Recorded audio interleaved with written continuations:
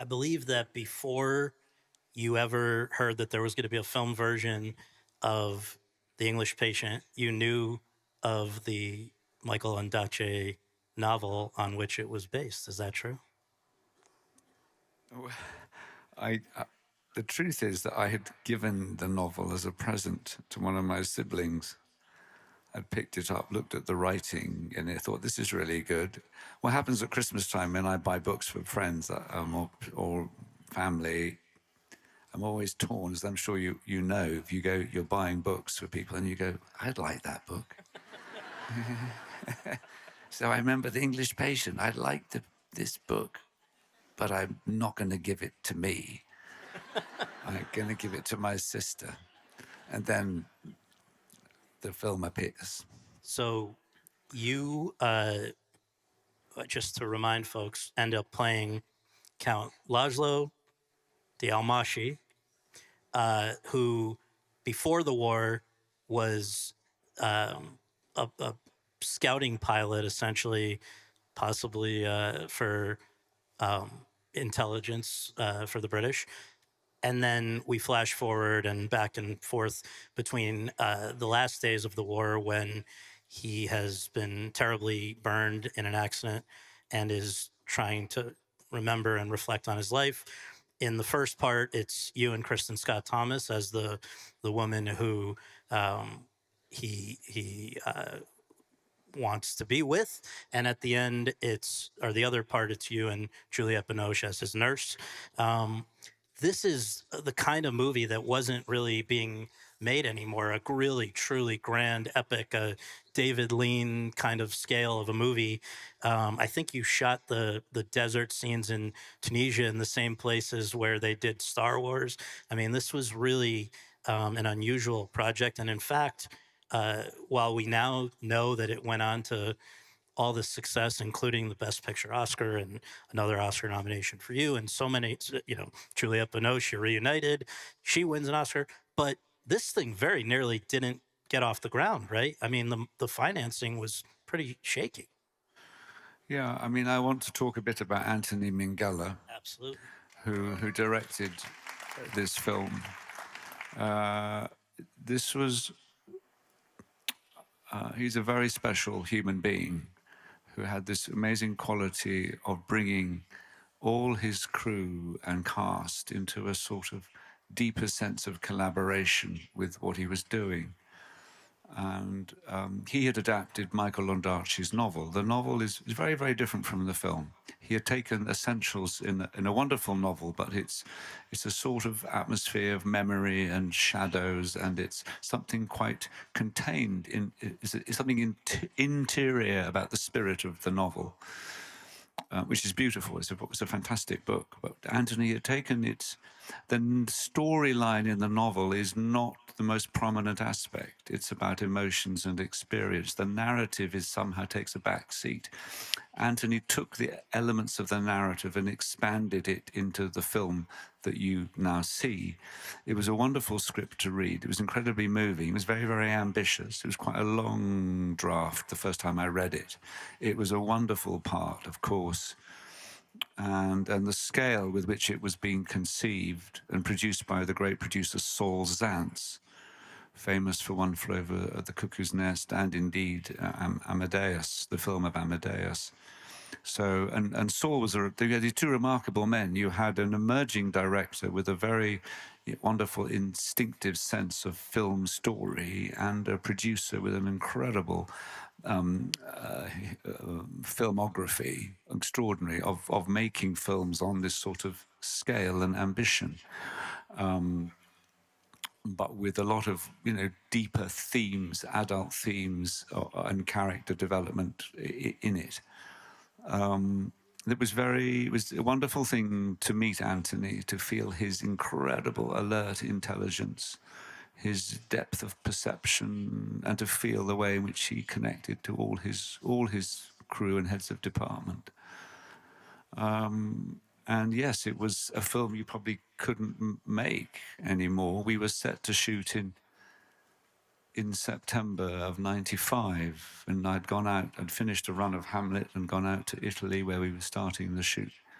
We were doing makeup tests when we heard that there were money issues. Harvey Weinstein saved this film. He came in with money to make it work. And because of him, the film went forward.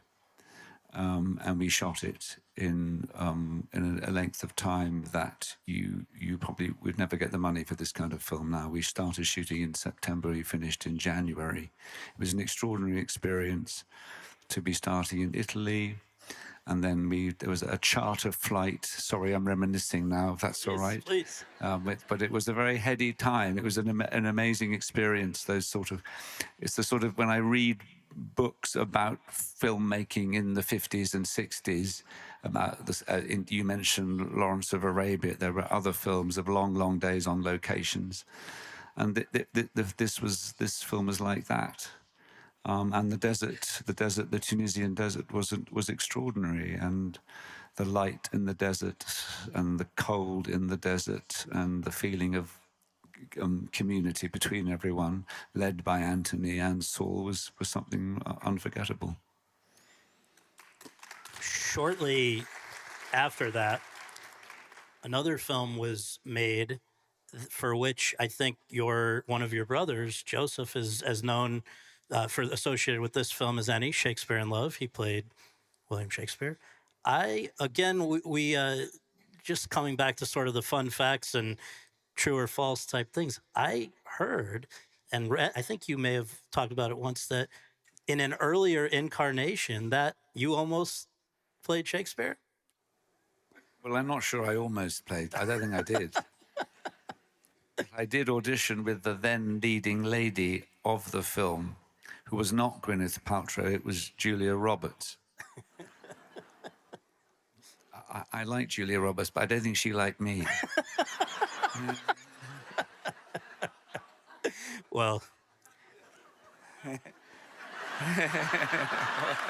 instead that year, the year of that film, you had a different film that I know is not necessarily in some of the highlight reels, but it was a kind of a learning moment, I guess, the way you've talked about it. The Avengers, the original, the Avengers. You've said though that I think it's important to know it's not always smooth sailing up. That was a hiccup, but It was a hiccup.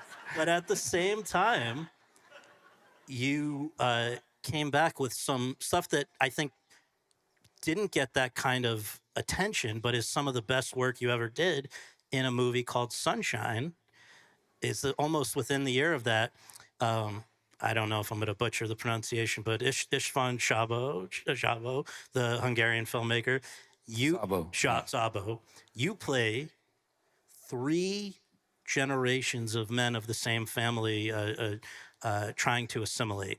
And I know that you have said that of all the films that you've been a part of, that is one that you are among the ones you're proudest of. Can you just say a word about that one? Sure. Well, István Szabó is a great Hungarian film director, and two of his films, Mephisto and Colonel Redl, marked me as great films when I was a student and a young actor. I went to see them in the cinema. They're fantastic films, and suddenly I'm being approached by István and his wonderful producer Robert Lantos to do this epic of three generations of a Hungarian Jewish family from the early 20th century to sort of 1950s. It's a very ambitious film, and they wanted me to play the as it were, the first male figure, who was the eldest son of this family, then his son, and then his son, in effectively three acts of a film. But István's, I just want to tell you a wonderful thing, because it's always stayed with me about film acting. Because I had lunch with István, and he said, for me, the cinema is about the close-up, when thoughts and emotions are born on the face for the first time. And I think I understood what he meant was, I want to create the moment when the face is virgin in any given shot, i.e., you haven't rehearsed the first time an emotion or thought comes through the face. And he was always looking for that moment in the way he shot a film. So he would say, please, please, rehearse only technically. And so, and then if you, so he would say, if you didn't get it quite right, he'd say, okay, cut, yes, fine, nice, nice, prepared emotions. We go again. Well, it's quite a thing that in the same year as that unbelievable um, undertaking of playing three different generations of the men of the family was also the year of the end of the affair with you, Julianne Moore, and the filmmaker Neil Jordan. So what we're going to do now, that was, by the way, had previously been adapted from the Graham Greene novel to the big screen in 1955. Deborah Carr, Van Johnson, which may be why that wasn't a successful movie in 1955, but your version was much better received. So we are going to take a look now at Rafe in The English Patient and The End of the Affair.